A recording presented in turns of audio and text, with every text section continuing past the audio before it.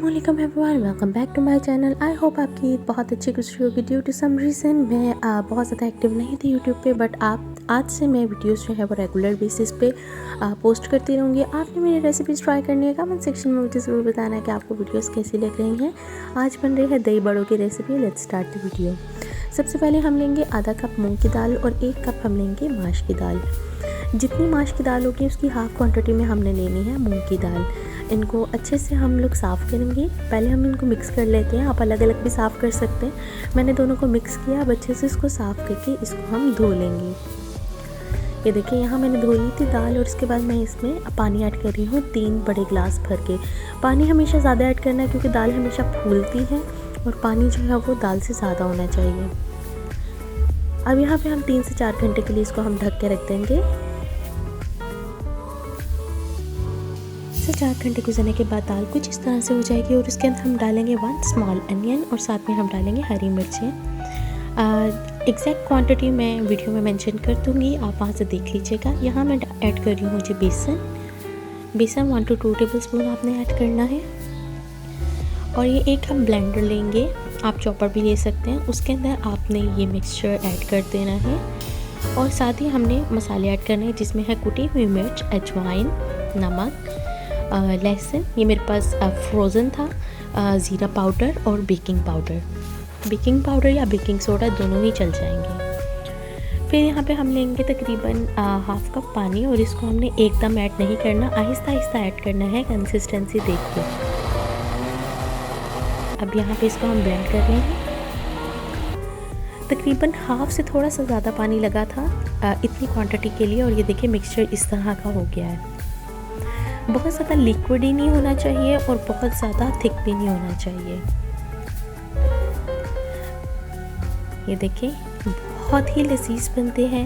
आपने एक दफ़ा इसको ज़रूर ट्राई करना है मेरी रेसिपी को, ताकि मुझे पता चले कि आपको मेरी रेसिपीज़ पसंद आ रही हैं या नहीं। ऑयल गर्म होने के बाद आपने एक ऐसे स्पून लेना है। स्पून लेने के बाद बड़ा स्पून है ये जिससे हम सालन डालते हैं और इस तरह से स्पून खड़ा करके आपने पूरा बैटर जो है वो ऑयल के अंदर ऐड करना है। अगर आपको स्टार्ट में कंसिस्टेंसी का पता नहीं चल रहा तो आपने ऐसा करना है कि एक बड़ा बना के देखना है और जब वो बन जाएगा तो उसको आपने पानी में डुबो के देखना है कि सख्त तो नहीं है। अगर वो सख्त नहीं है तो इट मीन्स आपके बड़े बहुत अच्छे बन रहे हैं। 1 से 2 मिनट के अंदर जो है ये इस तरह से कलर ले लेगा। और हमेशा बड़ों को आपने हल्की आंच पे पकाना है। अगर आप तेज़ आंच पे पकाएंगे अंदर से कच्चे रह जाएंगे और बाहर से पक जाएंगे, जो कि ऑब्वियसली खाने में अच्छे नहीं लगते। ये देखें 2 से 3 मिनट के बाद ये इस तरह की शक्ल इख्तियार कर लेते हैं और हम बाकी बड़े भी बना लेंगे।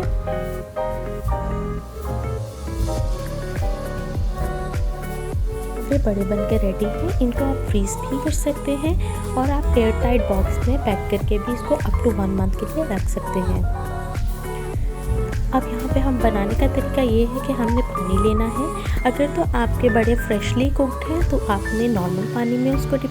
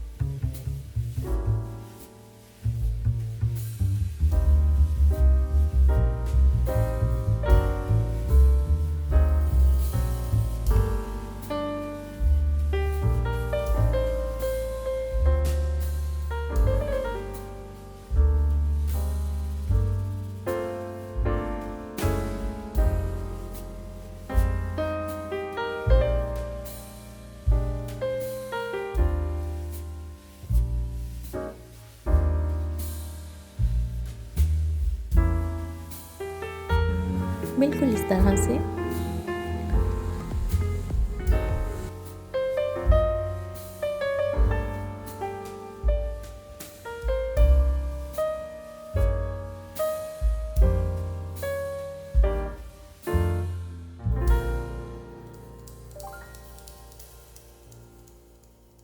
ख़राब हो जाती है, कलर चेंज हो जाता है, इसीलिए मैं उसको गार्निशिंग में चाट मसाला यूज़ कर रही हूँ।